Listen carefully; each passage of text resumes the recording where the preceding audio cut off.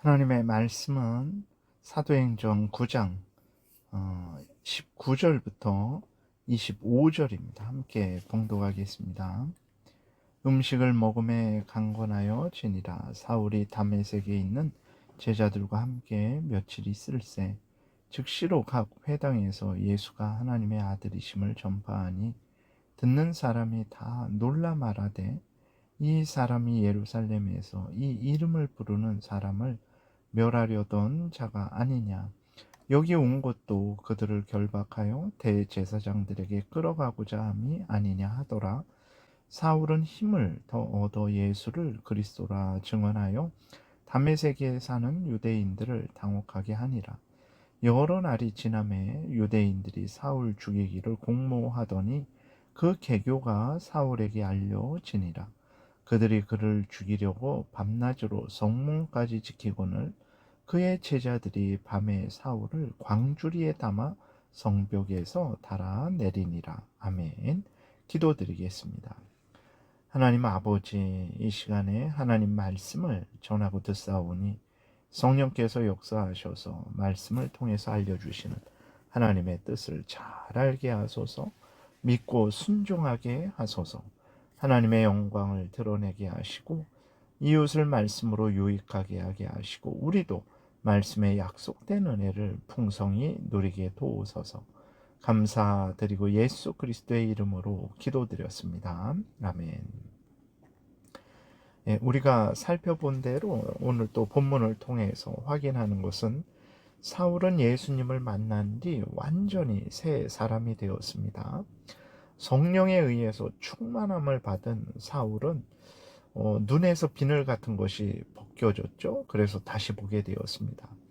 이전에는 사울이 눈을 떴지만 예수님이 구주심을 보지 못했어요. 자신이 죄인임을 보지 못했습니다. 그래서 이제 교만하게 예수님을 이단으로 하나님을 거역하는 그러한 분으로 여기고 예수님을 그렇게 미워하고 증오했던 것이고 예수님을 믿는 사람들을 잡아다가 감옥에 넘겼던 것이죠. 그리고 자신이 죄인임을 보지 못했기 때문에 이 모든 일들은 자신이 잘하고 있는 것으로 착각을 했었습니다. 그러나 성령 충만함을 받고 보니까 이제는 예수님이 구주심을 보게 되었죠. 자신이 죄인임을 보게 되었습니다. 여러분, 무엇을 말합니까? 우리 스스로는 이렇게 사울처럼 미련하고 무지하고 무능하고 하나님을 대적하는 삶을 살 수밖에 없다라는 거죠. 그리고도 그것이 잘못된 것임을 깨닫지 못하는 거죠. 여러분, 우리가 예수 그리스도를 구주로 믿고 의지하며 또 우리가 잘못한 것을 우리가 인정하고 회개하고 또 돌이켜서 하나님의 말씀을 따라서 살아가고자 하는 그러한 마음, 그 마음을 가진 것은 바로 하나님이 우리를 거듭나게 하신 증거라는 것을 우리가 분명히 믿어야 되겠습니다. 그리고 사울은 18절에 보게 되면 세례를 받았다라고 이렇게 기록이 되어 있죠. 세례는 무엇입니까? 예수님의 대속에 죽음으로 예수님의 피로 우리의 죄가 깨끗이 씻음 받았다, 용서 받았다라는 것을 나타내는 거죠. 세례 때 사용하는 물이 더러운 것을 깨끗이 씻듯이 예수님의 피가, 예수님의 대속의 죽음이 우리의 모든 죄를 깨끗이 용서하셨다. 그래서 우리를 새 사람 되게 하셨다라는 것을 나타내는 것이고, 그리고 이제 세례는 당사자가 맹세하는 거죠. 하나님 앞과 모든 성도들 앞에서 이제는 죄를 멈추고 예수님을 구주로 믿고 따르겠습니다. 하나님만이 참된 신이심을 믿고 따르겠습니다. 내가 교회의 회원으로서 이제 내 권리를 누리고 또 본분을 다하겠습니다. 라고 이 모든 것들을 나타내는 것이 세례입니다. 사도 바울이 세례를 받았다라는 것은 이제는 자기의 죄를 인정하고 고백하고 돌이키겠다라는 거죠. 예수님을 구주로 믿고 섬기겠다라는 것을 이렇게 맹세하는 것이죠. 그렇게 맹세한 사울은 완전히 변했죠. 그 변한 모습에 모두가 놀랐습니다. 유대인들도 놀랐고 예수님을 믿는 그리스도인들도 놀랐죠. 예수님을 믿는 자들은 처음에는 사도 바울이 자신들을 유인하기 위해서 거짓으로 예수님을 믿는 척하는 것으로 여겼었죠. 유대인들도 당황했습니다. 아니, 이곳에 이제 그 전에 예루살렘에 있을 때 예수님을 믿는 자들을 멸하려던 자가 그리고 또 이곳까지 와갖고 이제 그리스도인들을 잡아다가 감옥에 보내려고 했던 자가 이제는 예수님이 구주다라고 이렇게 말을 하니까, 전도를 하니까 유대인들이 좀 당황했던 거죠. 진짜로 이 사람이 이렇게 전하는 것인가? 아니면 앞에서 말씀드린 대로 그리스도인들이 생각하는 것처럼 그리스도인들을 유인하기 위해서 위장하는 것인가? 그래서 유대인들도 단번에 이렇게 판단할 수는 없었죠. 그래서 이제 시간이 많이 지났습니다. 여러분, 여기에 보게 되면 23절에 여러 날이 지나매라고 이렇게 기록이 되어 있는데, 이 여러 날은 이제 대략 3년의 시간이 흐른 것으로 보고 있어요.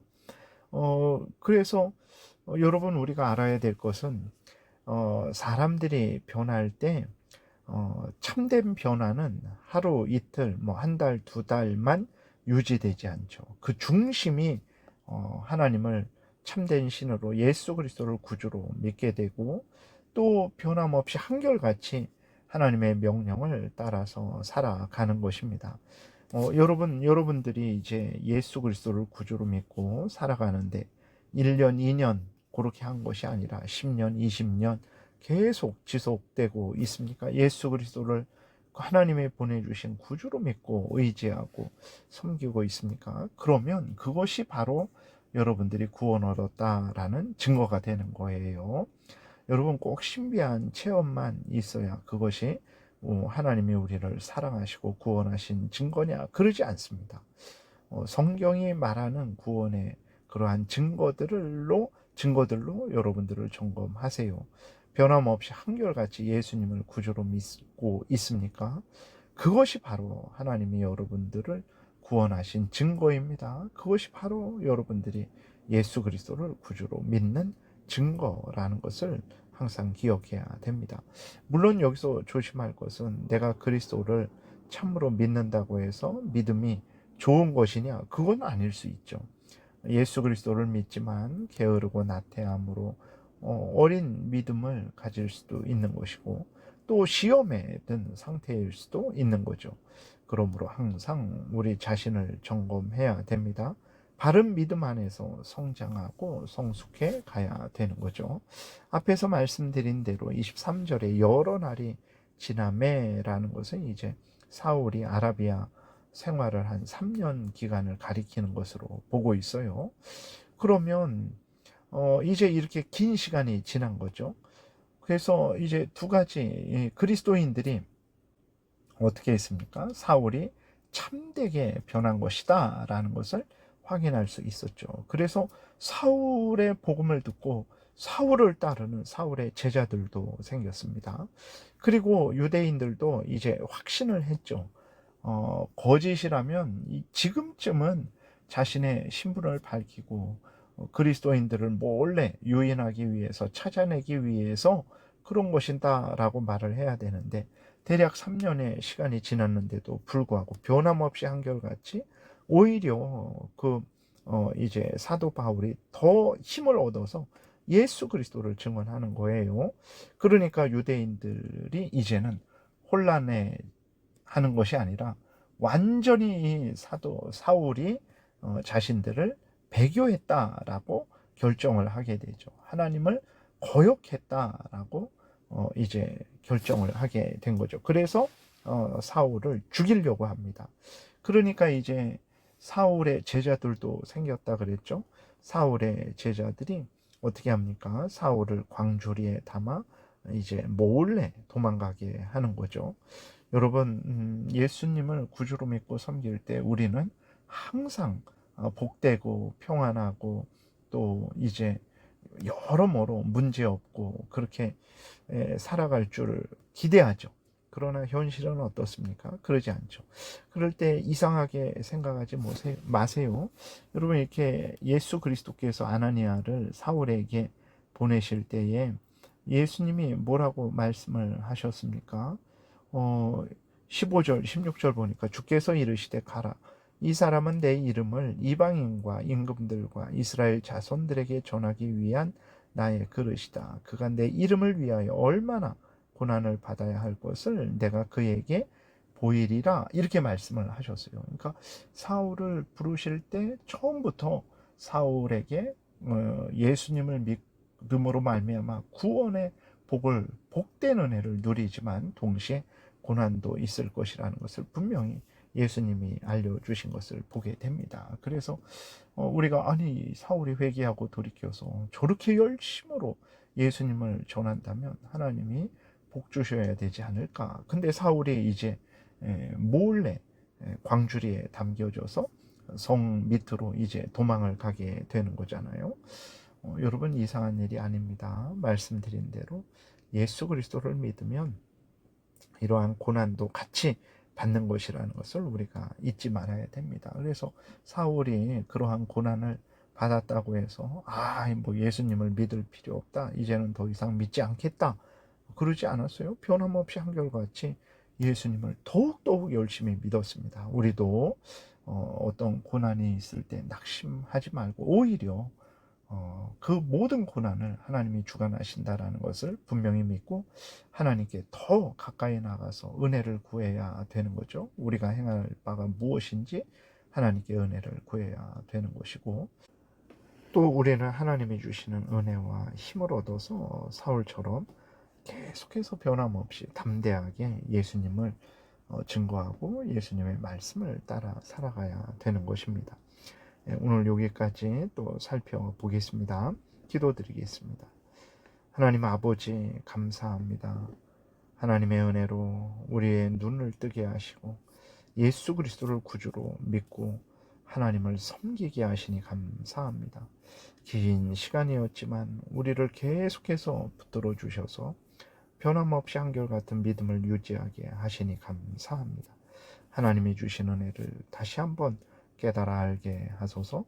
그리고 은혜 주신 하나님께 감사와 영광을 돌리게 하시고, 그리고 또 아직 하나님을 알지 못하는, 구주 예수 그리스도를 알지 못하는 그러한 자들에게 늘 예수 그리스도가 구주이심을, 예수 그리스도를 믿으며 하나님이 구원해 주심을 증거하는 복된 신앙생활을 하게 도우소서.